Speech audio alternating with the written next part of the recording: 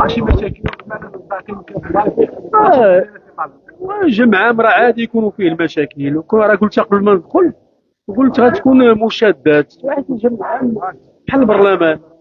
قبة البرلمان راه كتلقى نائب برلماني كيسول وزير، الوزير كذا باغتات كيخرج داك الشيء على النص، كيدخل السيد رئيس الجلسه، رئيس مجلس البرلمان كيقول له لا كذا انت راه عندك 5 دقائق. هذا هو الجمع العام. الجمع العام راه دار لهذه المساله. اللي بغيت نهضر عليه الشفافيه اللي كانت عند المكتب المسير هو انه خصص النقل المباشر. هذاك النقل المباشر هو اللي بين كل شيء للجماهير، بين بان كانت هناك مسائل ديمقراطيه، ولو انه باقي ما كملش دابا، ما عرفتش عندك توقع شي حاجه يقولوا راه طلال قال.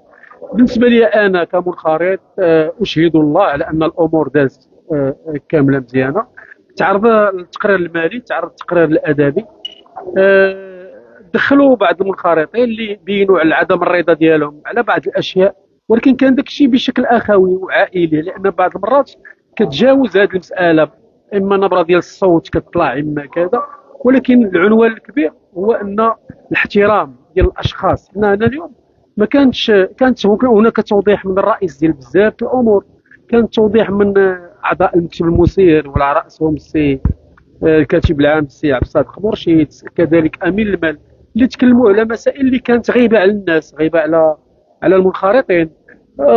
وضحوها. لحد الان الامور كتمر بسلام. اظن انا شخصيا بحكم انني حضرت كمنخرط اليوم، غيكون التصويت، لان حضر كان النصاب القانوني ديال عدد المنخرطين، تحترمت هذه المساله هذه.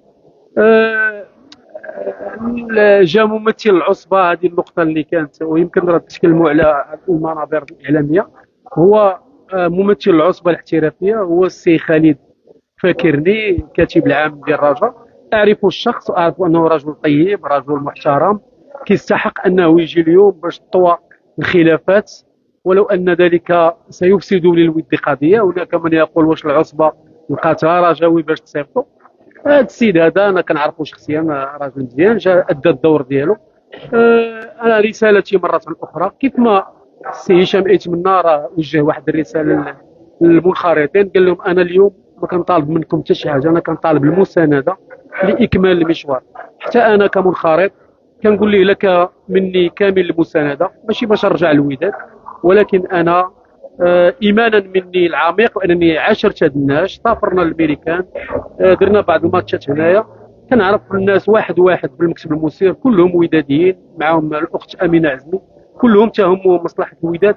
اصل ايضا المنخرطين كلهم بدون استثناء كتهمهم مصلحه الوداد. حنا اليوم الرساله ديالي هو تغليب مصلحه الوداد فوق الجميع. ربحنا 3 بوان في لو بروميير ماتش، عندنا دوزيام ماتش مع يعقوب منصور، عندنا منافسه ديال الكاف.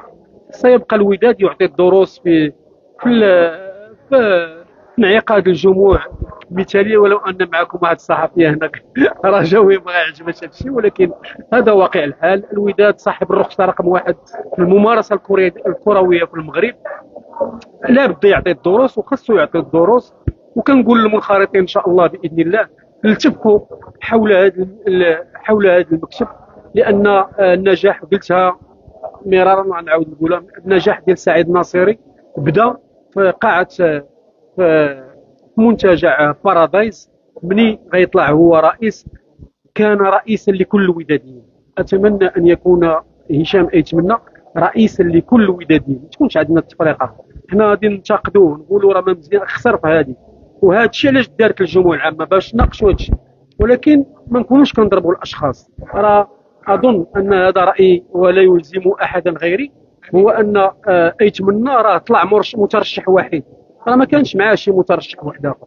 دونك الا لقينا هذا السيد على الاقل نمدوا له يد المساعده. وكنعاود نقول بان المنخرطين كلهم بدون استثناء الهم ديالهم هو مصلحه الوداد، وخصنا نبقاو ويبقى هذا الجمعيه، هذا مؤسسه المنخرط ان صح التعبير قانونيا، تبقى هي ديك لا سورس اللي كتعطي اعضاء المكتب للمكاتب المسيره. شكرا لكم. بخير.